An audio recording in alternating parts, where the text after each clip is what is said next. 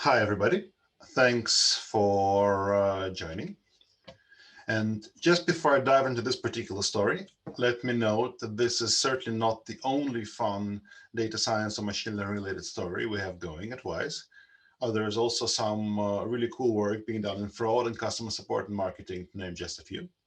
But today I'm going to focus on just this one story, which is how much machine learning is involved in the apparently innocuously boring task of moving cash around to be where it needs to be. I hope that all of you are already happy Wise customers, but for those who are not, let me tell you a bit about Wise. So the Wise mission is money without borders, instant, convenient, transparent, and eventually free. And we have been on a happy growth curve for the past 10 years. We now have 10 million customers we have served. And every month we move £4.5 billion around, which is quite a lot of money, especially considered how small your typical transfer is. We save our customers £1 billion every year if you compare to the more normal high street charges. And we have now over 2,000 staff in offices all over the globe. And if you just go to the website or open the app, then your experience will be quite simple. You just tell which currency you want to exchange into which and how much. You get quoted a rate, and that rate is then good for hours or sometimes up to days. You pay in the source currency using whatever payment method is common in your country, be it bank transfer, credit card, Boleto, ACH, or some other methods. And then the target currency goes on its way or gets deposited in your account. And you can track it while it's being processed. And you can open balances in different currencies with just a click. So all of this very pretty and simple. However, if you look at it from our point of view, we have to solve a lot of problems under the hood. First of all, while we give you a rate guarantee, the FX market moves every second. And so when a customer commits a transaction, when you decide to exchange at the rate we originally gave you several hours ago, the rate might well have moved in your favor. And we also offer our low fees and exchange at mid around the clock, even when the interbank FX market is closed. So we cannot just offload the risk. And furthermore, when you have paid us, in terms of we're satisfied that the money is on its way, that doesn't actually mean we receive the cash. For example, from credit cards, settlement can take days, literally. And that's not all. Also, when you hold a balance with us, or when a transfer is delayed for any reasons, such as any kind of money laundering checks that were triggered, we safeguard it into a separate set of accounts.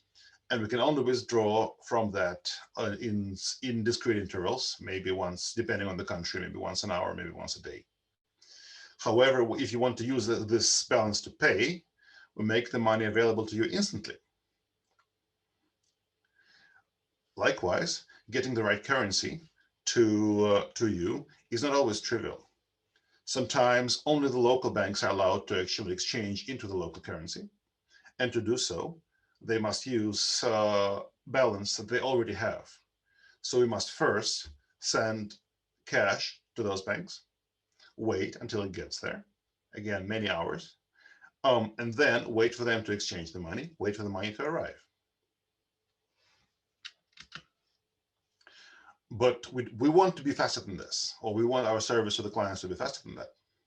So really what happens very often is when you have a fast or an instantaneous transfer, in effect, this means that we extend short-term credit to the customer, hoping that the other side of the transaction will arrive. And even to have that cash to pay it out, we need to make sure it's on the right accounts.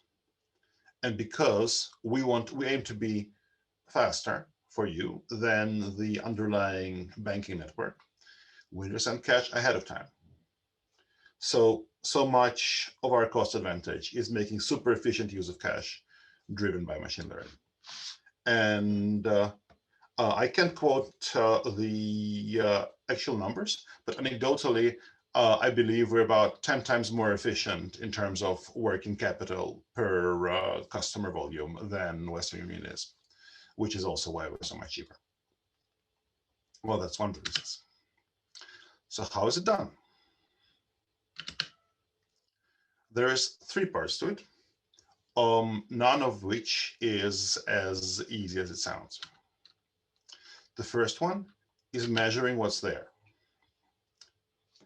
And before I dive into the details, all the bits that I'm about to present have already been built, but only about half of them are in production, and the other ones are in POC stage on the way to be into production.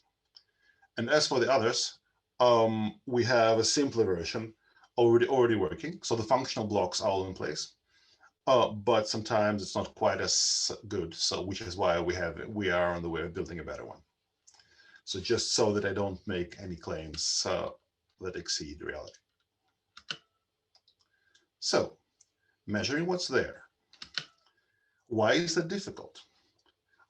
Last I looked, we had some 400 accounts globally, or thereabouts, which we use to process money and to move it around. And we need super clean and reliable accounting, which must be real time. And it must be able to handle all sorts of corner cases, like cash that was sent to an account and is currently in flight. And we must keep track of it while it's in flight. And this means we must both know that it's an asset of ours, but also that we cannot access it as liquidity until it has actually arrived. And so we have our exposure to FX exchange rates. We have our assets and liabilities per currency, per account, per legal entity. And we have the actual cash we can use. And all of them change every second. And they are quite different things. For example, when we extend you a fixed rate guarantee, but you haven't committed to the transaction yet, then this means we already have a potential FX rate exposure. And the potential rate exposure must be managed somehow. And we must estimate how likely is it that the transaction will go ahead, and then try and hedge that in the aggregate. But while all of this happens, no cash has changed place. So there are no assets or liabilities have actually changed. And then actual cash again is very different from assets and liabilities, because for some accounts we cannot actually assets we cannot use for working capital, for example, safeguarding. And also, for example, when cash is in flight, so we've sent it from account A to account B, it's still an asset, but it's not usable at the moment. And so we need to cleanly track all these things. And the way we do it is by granular ledger, which represents every change in balance or allocation on an account.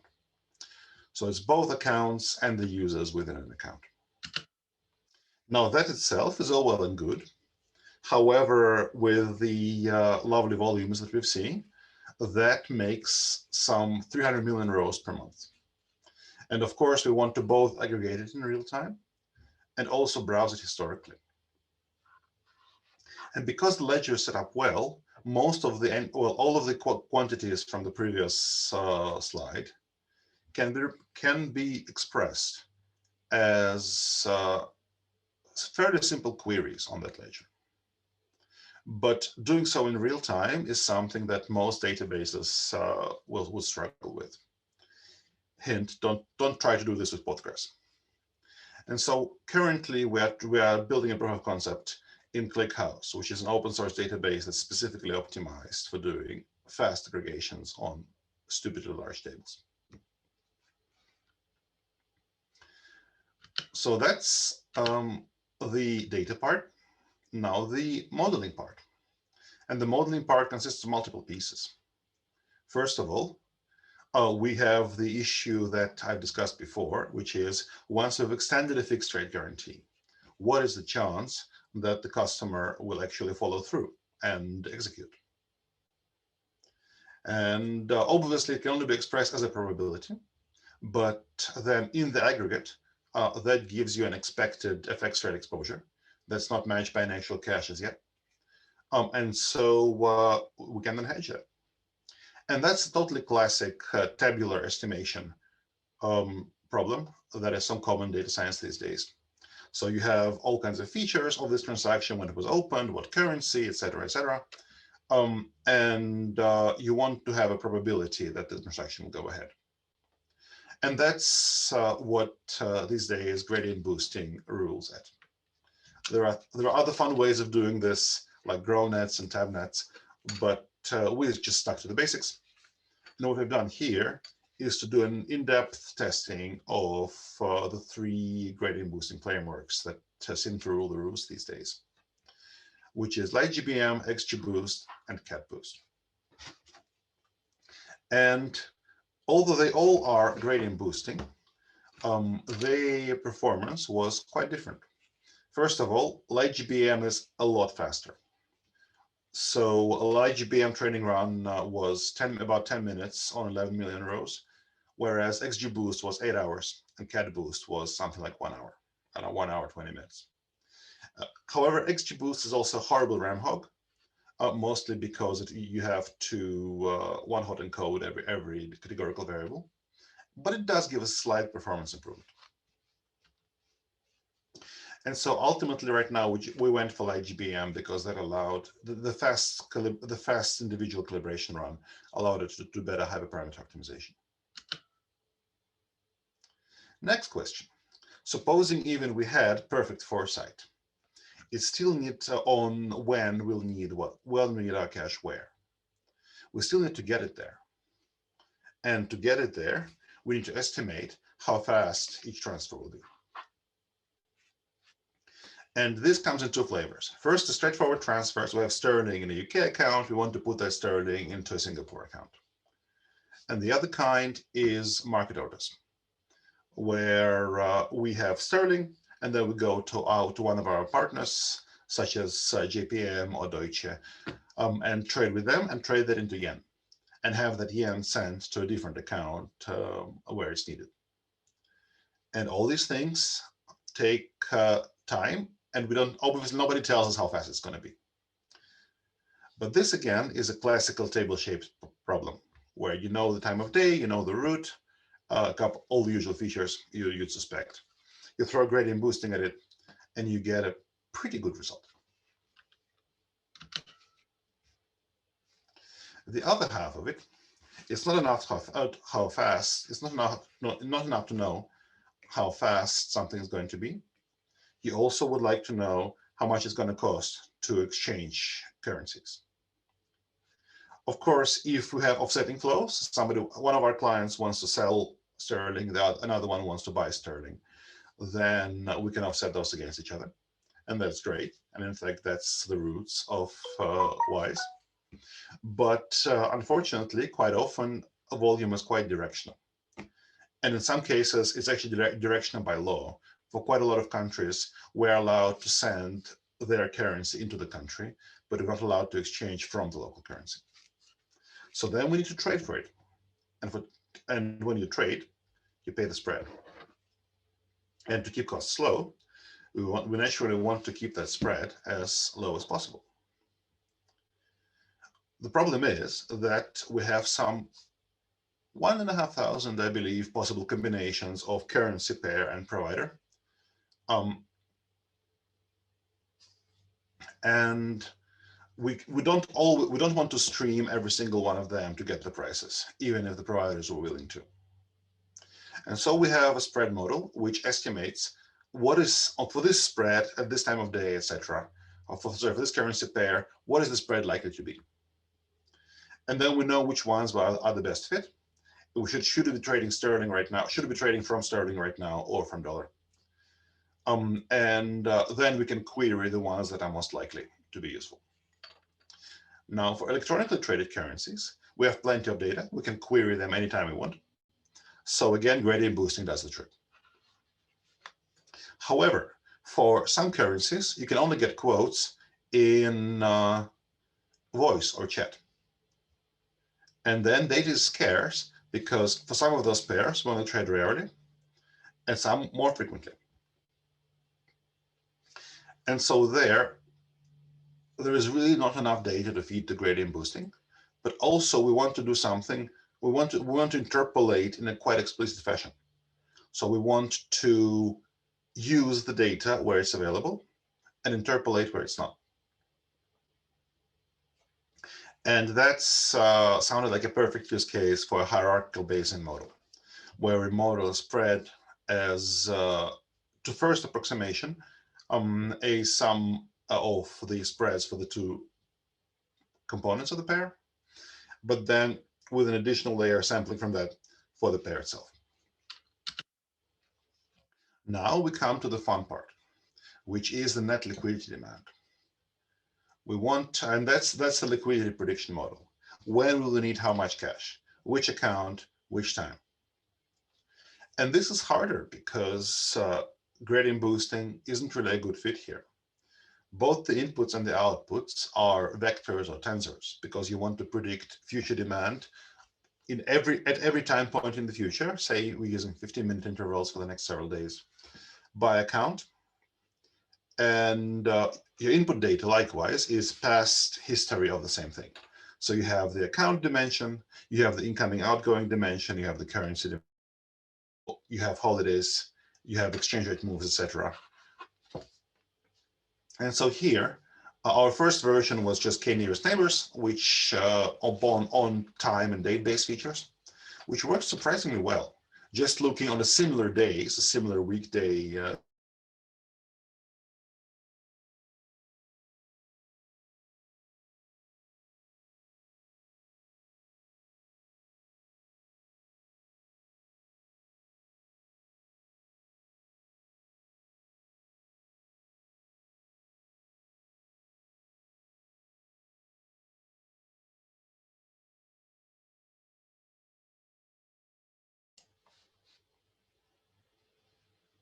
Sorry, internet playing tricks there.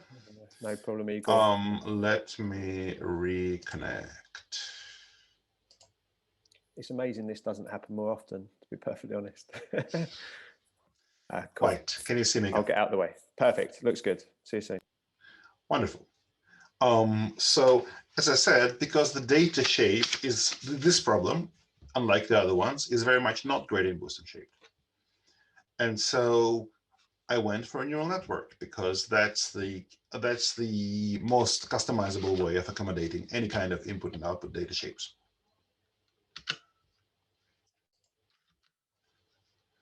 Unfortunately, a neural network in here wasn't quite easy to build. Well, one comparatively simple problem was seasonality. Of course, there was a huge day of the week dependence, etc. And for this, we use exponential smooths of past data. In particular, and then exponentially smooth ratios for same weekday and tricks like this to have a baseline. And then all the actual neural network does is to scale that baseline up and down.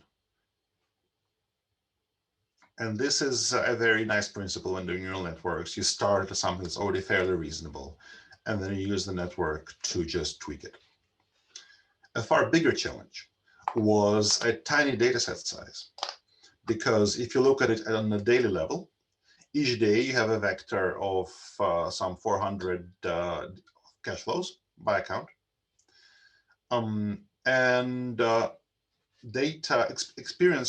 Experimenting showed that only last 4 years data was really useful. It was really different market dynamics or different business dynamics before that. So that's just 1,000 data points. Now, training, you tell anybody they can train a neural network on 1,000 data points, they laugh at you. But actually, it turns out it can be done. It just required quite a number of tricks. Heavy dropout in any case. But then the other one, which I would recommend to use almost always really, is an approach where the model didn't output point values, point predictions for next day's flow in say a particular account or particular currency, but outputs a mean and a standard deviation. And then the loss of the network is correspondingly log likelihood loss rather than mean square or something like that. And what that gives you is that the more volatile parts of the output, because the output is a vector, and the more volatile parts of the vector don't overshadow the variability in the loss. And so we can also fit the less volatile ones as precisely as you can. And you get your model error for free when you output. And it also turned out to stabilize the fitting quite a bit. Another trick, again, because of the small data size, is that typically when you calculate a loss, you have a batch, and then for each day you have a prediction error for each account, and then you average them. However you express the error, say log loss. But really, every once in a while, one of them is just wildly off for no reproducible reason. And so given the small data size, it turned out to be useful to just drop the largest 10% of the errors in a particular batch and average over the rest.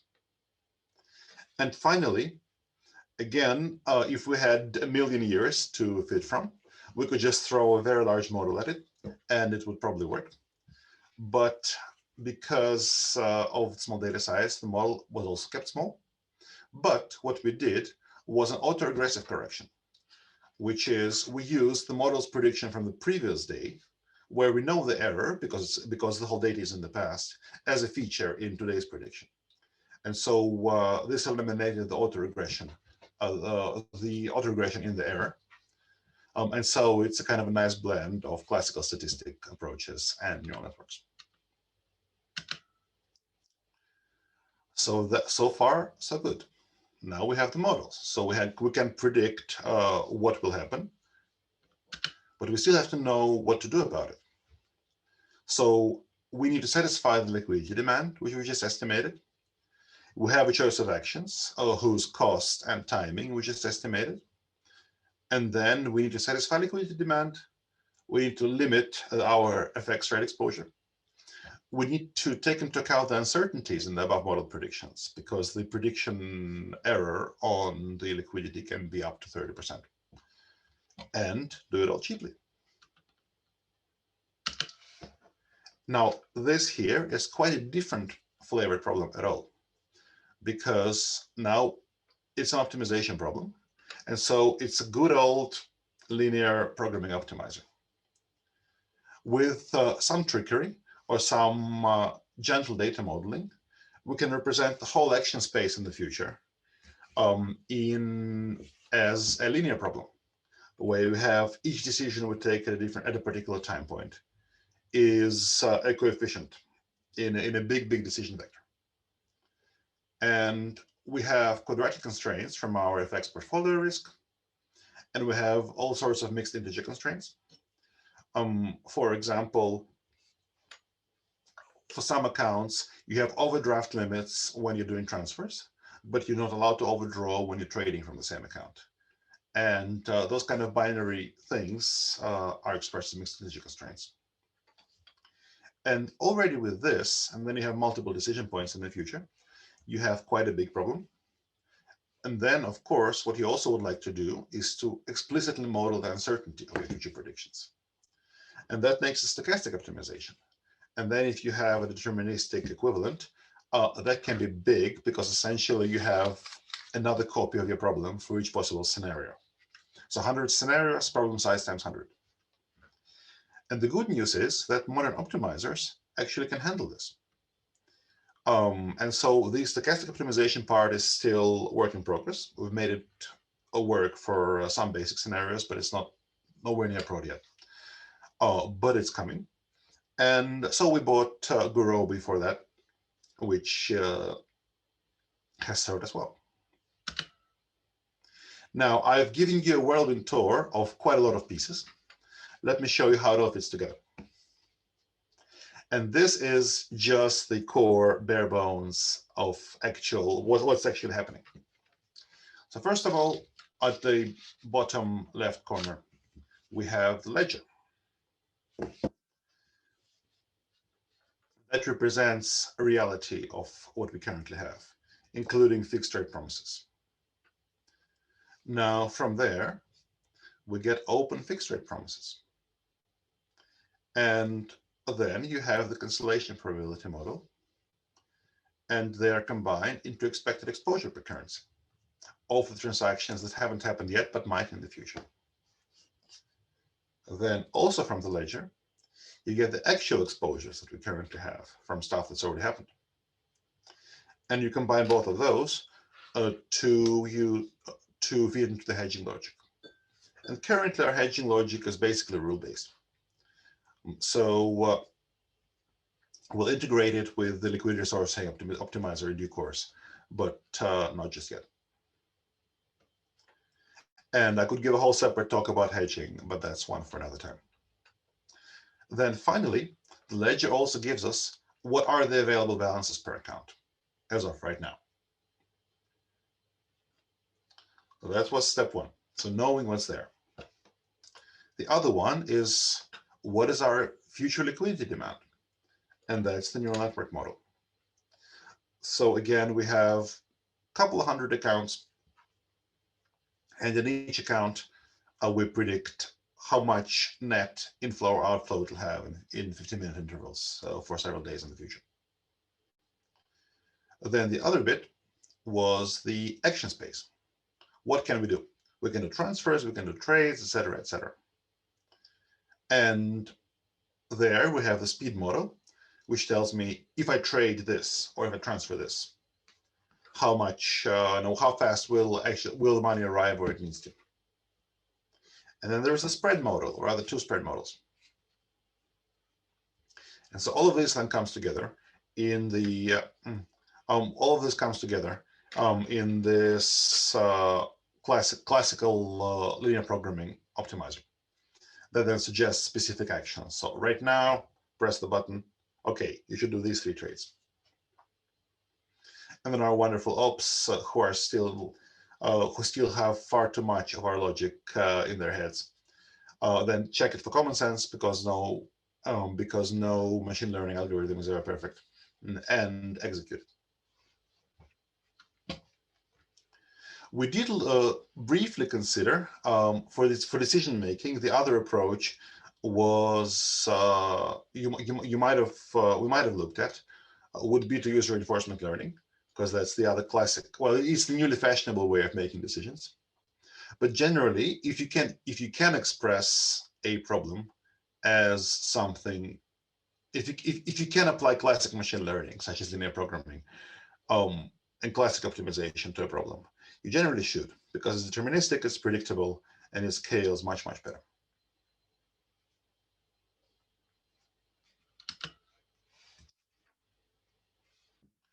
So I'm afraid I'm a bit ahead of time, which is great, because it allows us to go into depth in all your questions.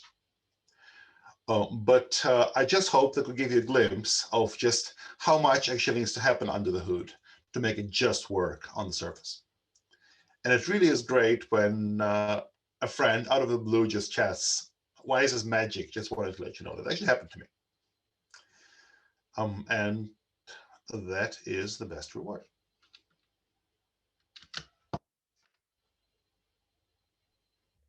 Perfect. Thank you very much, Egor. You know what? I'll be one of those people that say wise is magic as well. And I know it's probably nothing to do with your team, but the UX as well. It's very easy to navigate site and kind of just does exactly what it's meant to do, which is good. But I've now seen the complexities behind the scenes of just doing what it's meant to do. So I guess first and foremost, we've had I guess 5 questions come in from those that are watching at home. So definitely I'll be coming to those. I guess quick question for me. I mean, in terms of, you're clearly in a very good place now. How long did it take to build this? How long did it take to get to where you are today? About a year. Well, so of course it's all evolutionary. So things worked quite well even before this, and then you start upgrading one module after another. But all these things we just discussed, that was about a year of work by myself and the other wonderful data scientists and the treasury team. Perfect. Thank you very much. And I guess again, it's a question for me, and there's some very technical questions coming in, which we'll get to. But I guess a question for me, from the outside, I mean, what happens if you get this wrong? Does it effectively it affects the company's bottom line? You have to pay to transfer money around, et cetera, et cetera. So if it gets this, well, all sorts of bad things happen. The most obvious one is that if you cannot get money there on time, then you miss our SLAs, and we are not magically fast for our customers. And that's already pretty bad. And then we also, if there is not enough cash, we might not be able to, well, we would not be able to maintain our safeguarding obligations, because when people store money with us, we don't actually store the money, we deposit it elsewhere. And we need to deposit the right amount every evening. And not being able to do this would actually be a regulatory breach, so we certainly don't want that to happen. Yeah. And I think those are the two biggest dangers. Perfect. Yeah, that makes sense. That makes sense. And the final thing of just the danger of just doing it inefficiently or not well enough is that just things get more expensive to execute. Yeah. And one very refreshing thing for me when moving to Wise from investment banks is that in investment banks, quite explicitly, the attitude is, how much can we take our customers for? And that's universally acknowledged and seen as a good thing. Whereas in Wise, we actually pass all the customer savings through in quite a fine-grained fashion to the fees. So if we save money, that doesn't mean bigger bonuses for certain people. It actually means lower fees in a quarter or two once we update the calculation. We'll have to get you to come back and talk about customer churn another time. I'm assuming once people come to Wise, they don't leave too often. So we will jump over to the Q&A. So I will ask you some of these questions. It can sometimes be helpful to read along. So just in the webinar software, you can open the Q&A yourself. I'll answer the question there just quickly from Azizur. He was asking about, will the slides be available? The sessions during all of our FinTech month are being recorded. You can access those for free. All we ask to get a code to access them for free is to post on social media, LinkedIn or Twitter, just to basically advertise the FinTech month, hopefully say some nice stuff about us. And we'll send you a code. If you don't want to do that, there is a small paywall where you can pay. We do that basically just to run the platform. So that one's been answered. I'll jump to the top question there from Prithviraj. They're asking, in the classic case for gradient boost slide, is it more of a regression problem or a time series forecasting problem? This is so the gradient. There were several gradient boost use cases there, but they were, so the cancellation model is classification. Will the client go ahead or not? So it predicts the probability. The other two are regressions. One for speed and one for spread. Gradient boost is actually not graded time series, and I'm currently having great fun finding something that is. But I think in tabular data prediction, so you have a table and you want to predict one more column from that table, there gradient boosting has one. It's good enough. Something else might be better, but generally if you just, if it's something stable shaped, throw gradient boosting at it, it's going to work. But I'm not aware of anything similar for time series. So there's some people use profit, people use classical statistical methods. I don't think there is any single right thing for time series like there is for tables. Perfect. Thank you very much. The next question there from Ty. Is fairness something that you have to consider? Their question is, how do you make sure the model is fair? Is that something that you have to think about? It's something we are very much thinking about in Wise in general. In this particular case, I don't think it really applies because what you're ultimately aiming to predict is aggregates. None of the things we're doing here have to do with any particular person. No decisions, no scoring. Even when you do something which refers to a particular transfer, for example, try to predict the cancellation probability, you're not using it to trigger a transfer level decision. You're just using it to estimate aggregate FX exposures. But in other areas, certainly fairness is something that we're very much thinking about. Perfect. Thank you. The question there from Hamad, does the infrastructure in developing countries play a part of your thinking in terms of your modeling and things like that? Oh, very much so. I think it's both a huge part of the value add of WISE and of the pain when doing the optimization. On the value add side, we have wonderful ops teams who are working around the clock in various places around the globe to actually transfer the cash. And as I mentioned, for many currencies, you're not even allowed, you cannot even get an electronic quote. You have to chat somebody, ask how much is the Ghanaian CD going today? And then getting the cash there. And actually one of the major challenges in doing this linear program optimizer, so the math you can write down you can code up in half a day, but actually expressing all those constraints, such as you can only buy Sri Lankan rupee using one of these two counterparties, and before you do this, you must get the cash to them. Actually coding up all those corner cases was one of the major challenges in getting the whole thing to work. Perfect. Thank you very much. Next question there from Francisco.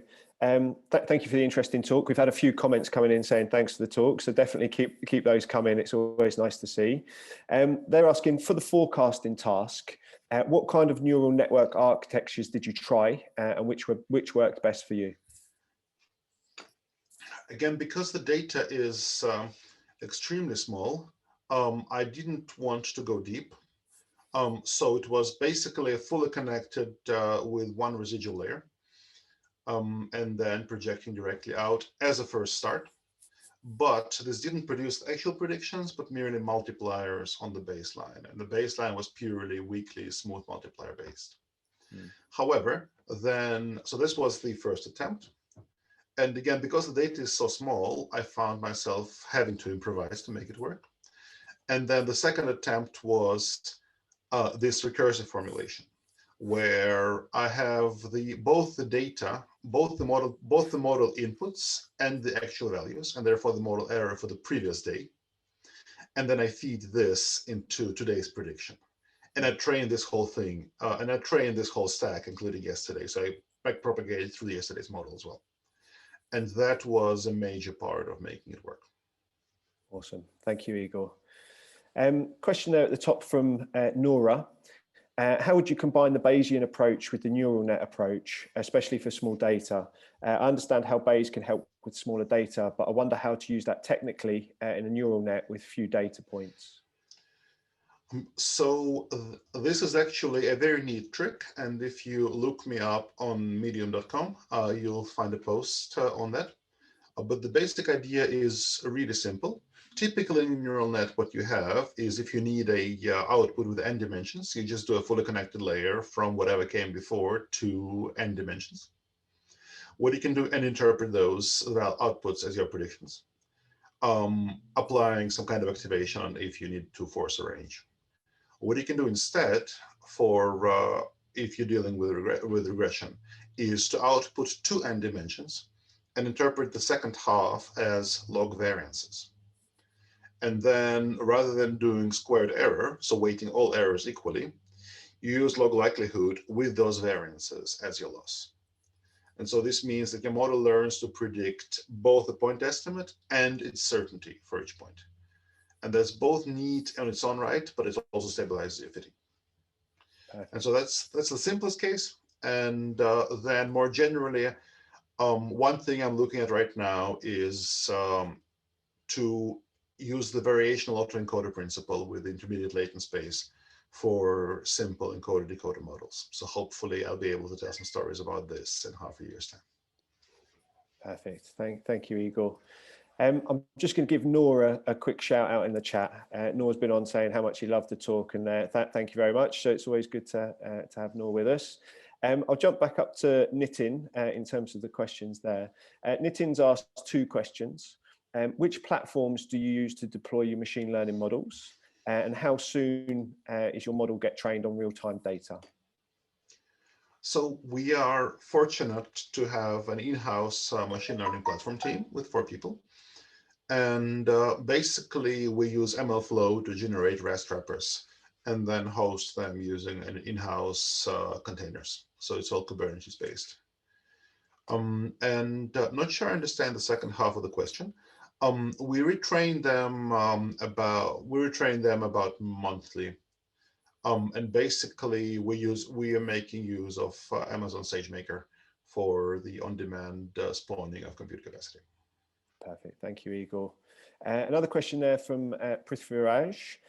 When predicting the time it takes for transfers among your accounts, can you tell us a bit more about what kind of features and predictors do you use? How do you go about picking which features matter most in your models?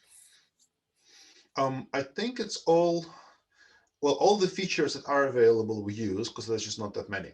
It's things like source account, target account, if it was a trade, which counterparty we're trading with, time of day, day of the month. So nothing, unfortunately, there is not that many features to choose from. Perfect, thank you. And then unless there's any more questions coming in, we are getting towards the end of the questions. This question here from Will Jackson. Good to see you on, Will, enjoying the second of the FinTech months. Given that you have some models that aren't in production, could you shed some light on how you test new potential models compared to your current situation? How long would you test before you're confident of your new implementation? So right now we don't have I'm not quite happy with the setup we currently have, which is largely manual.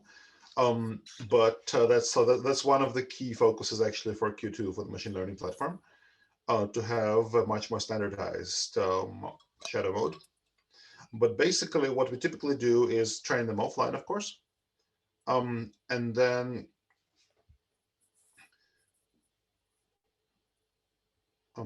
sorry, I lost my thread here. And then deploy them in staging in parallel to the production one and monitor it for something like a month. And then promote it and keep offline tests. But generally, we do not keep running a challenger model forever, only until we're confident enough. Fantastic, thank you very much. And then final question at the moment, it's from Jitendra.